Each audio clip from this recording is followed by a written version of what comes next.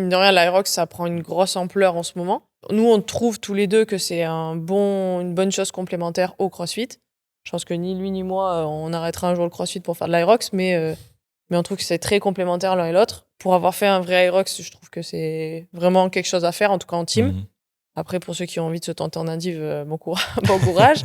Mais en tout cas, en team, c'est un bon truc à partager, je pense. Et puis, ça change un peu des formats de WOD. Mine de rien, c'est des WOD plutôt très longs. Au-delà de 20 minutes en CrossFit, c'est quand même rare. Et là, on est plutôt sur du 20, 30, voire 1 heure. Donc, c'est ça qui attire les gens. C'est moins technique. Et après, ça demande aussi du matos. Donc, ça demande de l'organisation dans la salle. Donc, voilà, au niveau des profils de personnes, ça reste des gens sportifs et plus des coureurs. On va pas se mentir, c'est plus des coureurs. Mais il y a quand même des gens qui aiment pas trop courir, qui se forcent au début et puis au final qui prennent goût.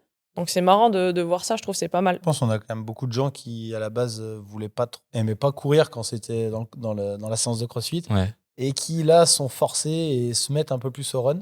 Donc je trouve que c'est plutôt positif bien, parce que c'est c'est quand même, le run, c'est quand même la base du fitness, je trouve. Je pense on aime l'entraînement, donc la base c'est quand même que les gens bougent, donc qu'ils fassent de l'aérox, qu'ils fassent du CrossFit. On est bien content qu'ils bougent. Ouais.